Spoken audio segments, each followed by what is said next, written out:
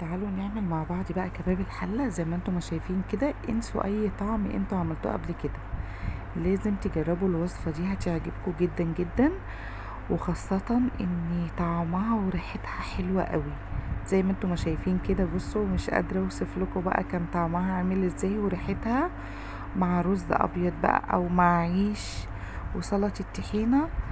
مش قادرة اوصف لكم بصراحة جمالها. لو اول مرة تشوفيني ما تنسيش تشتركي في القناة واعملي لايك ودوسي على كلمة الكل عشان يوصلك كل جديد. بصوا ما شاء الله بقى الصوص بتاعها حلو قوي، وقطع اللحمة ما شاء الله يعني مستوية كده ودايبة دوب بصراحة. معلش انا مش قادرة اتكلم لاني واخدة دور بردي كده، فحبيت ان انا برضو اشارككم معايا كده الفيديو واوريكم انا عملت ايه. بصوا زي ما انتم شايفين، مش قادره اوصف لكم بصراحه، طعمها كانت حلوه قوي قوي. آه ما تنسونيش بقى في لايك وشيروا الفيديو لاصحابكم وحبايبكم، مع بقى فلفل حراق مع مخلل اي حاجه. يلا نسمي الله ونصلي على الرسول واقول لكم هنعمل ايه. هنا معانا حله هنحط فيها معلقه سمنه بلدي كبيره كده، تمام. مجرد ما السمنه ما تسيح معانا شويه كده وتسخن، هننزل بقى بقطع اللحمه بتاعتنا. طبعا لازم اللحمه تاخد صدمه الاول كده. بصوا هننزل بقى باللحمه بتاعتنا، هنديها صدمه كده. بصوا السمنه بتاعتي كانت سخنه، بس مش للدرجه ان هي تطرطش بقى على الايد وانتي بتحطي اللحمه في الحله. بصوا هتنزلوها كده وبعد لحد لما تاخد لون معاكم، وبعد كده هتقلبوها زي ما انت ما شايفه كده. هتفضلي تقلبي فيها لحد لما تاخد صدمه، والميه اللي فيها ديت كده، دي اللي هي نزلت دي، تنشف منها. وما تخافيش يعني لو اتلسعت منك ما تخافيش، انا حابه ان انا السحها عشان خاطر تطلع باللون اللي انتوا شفتوه دوت. بصوا افضلوا قلبوا كده فيها لحد لما تاخد لون. هنحط بقى فلفل اسود شويه حلوين كده، وهنحط حبهين مطحون، تمام. بصوا طبعا الملح يا جماعه مش هنحط ملح عشان خاطر يعني لو حطينا ملح مش هتستوي معانا. هنا كنت بوريكم بقى ايه، كنت حاطه شويه ميه كده بسخنهم عشان خاطر انزل عليها بميه سخنه. لو وصلت لحد هنا بقى ما تنسنيش في لايك وشير الفيديو لاصحابك وحبايبك. بصوا اتلسعت مننا، فانا عايزه اوصل للمرحله ديت، لازم ان انتي تلسعيها عشان خاطر تاخدي اللون الصوص البني دوت اللي انا وريتهولك.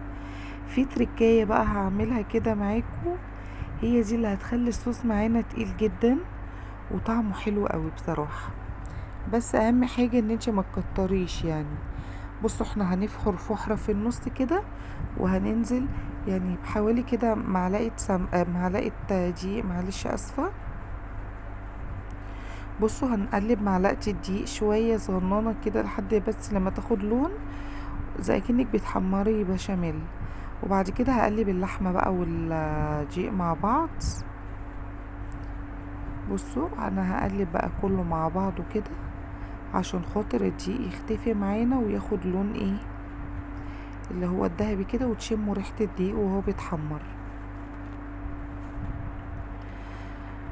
بصوا يعني بدأ ايه الدقيق يتحمر معانا. طبعا معلقة الدقيق ديت بتخليلك الصوص بتاعك يبقى تقيل شوية كده، ما يبقاش خفيف مية، فبيديكي يعني قوام حلو قوي، وكان طعمها تحفة. طبعا هننزل بقى بالبصل. بصوا البصل بتاعنا قطعوه اي حاجة انتوا عايزين تقطعوه، يعني مش شرط ان انتوا تعملوه صغير، لا قطعوه التقطيعات اللي هي ديت، يعني قطعوا اي تقطيعة تعجبكم زي ما انتم شايفين كده. معلش انا مش قادرة اتكلم والله عشان خاطر بس نزللي اللوز وعندي برد فمش قادرة.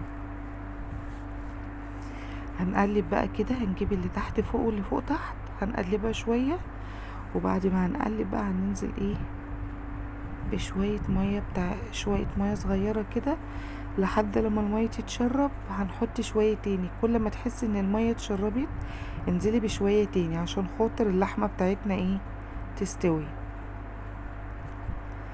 ما تنسونيش بقى في لايك وصلوا على النبي كده واذكروا الله طول ما انتوا واقفين. طبعا يا جماعة مش هنحط الملح زي ما قلتلكوا عشان خاطر لو حطيت الملح اللحمة مش هتستوي بسرعة. هنا بقى هنغطي الحلة بتاعتنا وهنعمل بقى ايه شوية رز ابيض. حابة تعملي رز ابيض اعملي، مش حابة تعملي رز ابيض وتاكلوها بعيش بس وجنبها سلطة الطحينة برضك هيبقى حلو قوي. هنا حطينا بقى شوية سمنة وشوية زيت صغننة، ونزلنا بالرز بتاعنا وشوية الملح، وهنشوح الرز كده ايه بالزيت والسمنة زي ما انتم شايفين. تمام. وبعد كده ايه هنحط بقى المية بتاعته. ودي كانت وصفة اليوم بتاعتنا، ويا رب فيديو النهاردة يعجبكم. واللي ما اشتركتش في القناة تشترك وتدوس على كلمة الكل عشان يوصل لها كل جديد. وما تنسونيش في لايك، ويا ريت تشيروا الفيديو لاصحابكم وحبايبكم. بصوا كده انا عملت الرز بتاعنا خلاص، بقى هغطيه وهرجع للحمة تاني. هنشوف بقى ايه اللحمة. بصوا كانت بدأت بصراحة ايه يعني انا اتشربت معايا، حطيت لها برضو مية تاني عشان تبقوا عارفين لحد لما اللحمة استوت معانا. شايفين الصوص بتاعها بقى بني كده وجميل، ومش قادرة اوصفلكوا ريحته وهم بصراحة. هنا نزلت بمكعب مرقة دجاج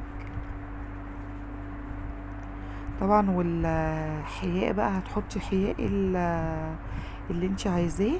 بصوا شايفين الصوص حلو قوي وتقيل جدا. ودي كانت وصفة اليوم، ورب فيديو النهاردة يعجبكم. بصوا بقى هنشوف الرز بتاعنا بقى مفلفل وجميل كده، بسم الله ما شاء الله. بصوا طبعا انا مش مالكه ان انا اقلب كويس عشان خاطر ماسكه الكاميرا بايدي وانا بوريكم. والسلام عليكم ورحمه الله وبركاته.